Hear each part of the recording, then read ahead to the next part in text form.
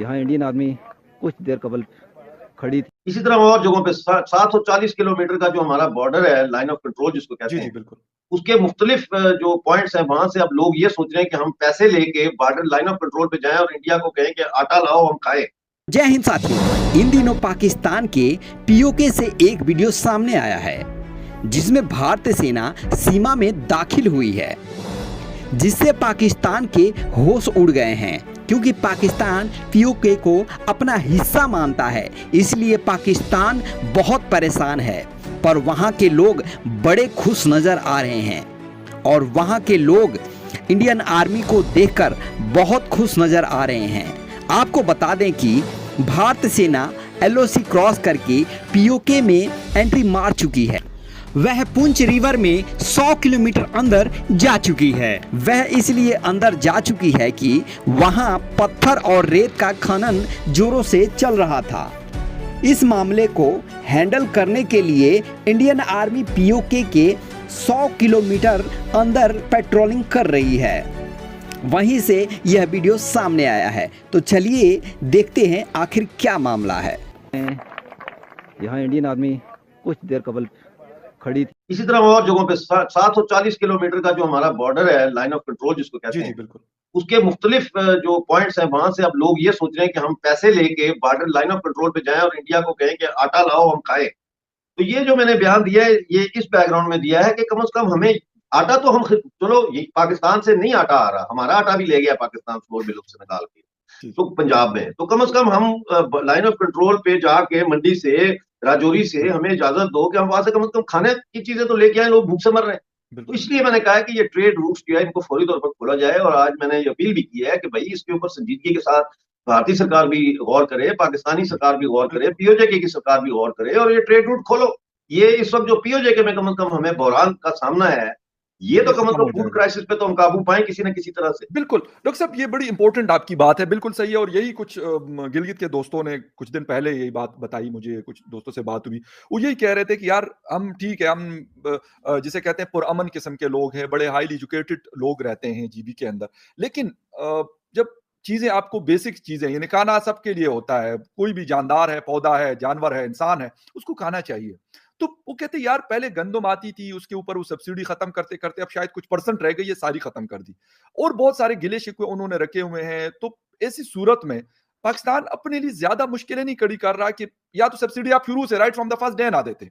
ये मेरा सवाल है कि आप गिलगित बल्तिस्तान या नहीं, सब्सिडीज तो इनको देनी पड़ी ना, यूनाइटेड नेशन के ने ये सर जब आपने दे दी तो आप उसको देते रहे ना, मतलब अगर या तो ना देते शुरू से, अगर आप दे रहे हैं तो फिर देते रहे, ये फिर उन लोगों का एक राइट है। आज वो लाजमी सी बात है, जिस तरह आप बता रहे हैं कश्मीर के लोग कि वो कह रहे हैं यार हम जाके हिंदुस्तान से आटा खरीद लेते हैं, वहां पे उनके पास गंदम काफी अपनी जरूरत से बहुत ज्यादा है। अब गिलगित बल्तिस्तान के लोग कल को कहेंगे यार हम भी चाइना या फिर इंडिया के साथ अगर कोई बॉर्डर क्रॉसिंग है तो वहां से ले लेंगे, तो हम कर क्या रहे हैं सर? देखिए बात यह है कि गिलगित बल्तिस्तान का जो और पीओजेके में 42 चीजों के ऊपर, 42 चीजों के ऊपर सब्सिडी इन्होंने खत्म की है। इसी तरह गिलगित बल्तिस्तान में इन्होंने आटे की सब्सिडी खत्म की है और 8 लाख बोरी सालाना इन्होंने हमारी काट ली। अब मसला ये है कि ये सब्सिडीज हम पर कोई आसान नहीं है, हम एक मुतनाज़ा इलाका है और यूनाइटेड नेशन ने ये सब्सिडीज हमें सैंक्शन की हुई है, बिल्कुल ठीक, और पाकिस्तान की ड्यूटी है कि वो हमें जो है ये प्रोवाइड करे। मसला ये है कि आपने सब्सिडीज क्यों बंद की? इसलिए बंद की कि पहली बात तो ये है कि आप हमें एज ए कॉलोनी समझते हैं और आप धड़ाधड़ जो है वो लूटमार करते हैं हमारे दरख्तों की, जंगलात की, दरियाओं के पानी के रुख मोड़ के पंजाब की तरफ। आपने हाइड्रो पावर प्लांट्स बना के पंजाब को बिजली सप्लाई कर रहे हैं, आप हमें बिजली आ नहीं रही। मंगला डैम पे वादा किया था यूब खान ने कि जब ये पूरा हो जाएगा तो आपको 300 मेगावाट जो आपकी जरूरत है फ्री बिजली देंगे। आज हम पाकिस्तान से ज्यादा महंगी बिजली हमें दी जा रही है। बेशुमार मसाइल है, इसका हल पाकिस्तान के पास नहीं है। और पाकिस्तान से मैं अब ये कहता हूं कि ये जो नारा है ना कि आटा दो पाकिस्तान से या लोड शेडिंग खत्म करो, ये नारे बेकार है। इसलिए कि पाकिस्तान आटे के बुरान में खुद फंसा हुआ है। पाकिस्तान आटा नहीं दे सकता हमें, जब एक शख्स कोई चीज हमें दे ही नहीं सकता तो उसे मांगे किस लिए? पाकिस्तान के अंदर इलेक्ट्रिसिटी का बुरान इतना ज्यादा है कि पाकिस्तान अपनी इलेक्ट्रिसिटी उसकी सनतें बंद हो रही है, फैसलाबाद में, कराची में, हर जगह। तो हमें हमारी बिजली कहां से देगा हमें? लिहाजा अब नारे जो है वो ये होने चाहिए कि surrender surrender Pakistan army surrender. हम पाकिस्तान की तरफ से और भारत की तरफ से अगर हम बात करें पाक भारत ताल्लुकात की, तो हमेशा ही कशीदा रहे हैं। कोई वक्त ऐसा हमें याद नहीं है कि जहाँ पर वो समझौता एक्सप्रेस वाला सिलसिला हुआ, उसके बाद फिर हमने देखा कि उसका कैसा अंजाम हुआ, लेकिन उसके बाद भी कोई मतलब खातिर खा तब्दीली हमारे रिलेशनशिप में आई नहीं। Where do you see it going now?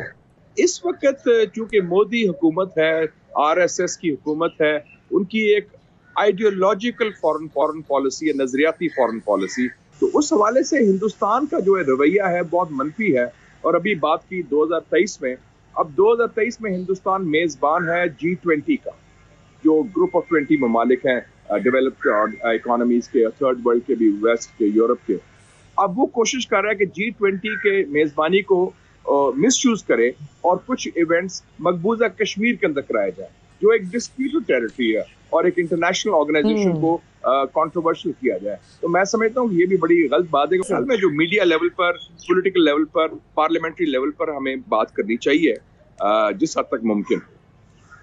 Sir, हम फॉरेन पॉलिसी में कहाँ यूँ कहिए कि नाकाम हो रहे हैं या कमी है? क्योंकि सारी दुनिया भारत के हवाले से, अब FATF ने कहा है कि जी वो अब रिव्यू करेंगे इंडिया को, लेकिन ओवरऑल हम देखें तो भारत की पोजीशन हमें लगता नहीं है कि हम कुछ खराब कर सकें दुनिया के सामने।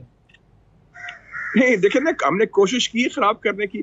अब दो बड़े वाकया हुए हैं जो आपने अभी बात की, बड़ी इंपॉर्टेंट है। India is a great country, a big civilisation. उसमें सिर्फ मोदी नहीं है, उसमें मुख्तलिफ कल्चर्स हैं, सिविलाइजेशंस हैं, मज़ाहिब हैं, लोग हैं, लेफ्ट के हैं, लिबरल हैं, सारे हैं, सब हिंदुत्व सोच के नहीं है। तो हमें अपना केस मुनज़्ज़म तरीके से पेश करना चाहिए। जो अभी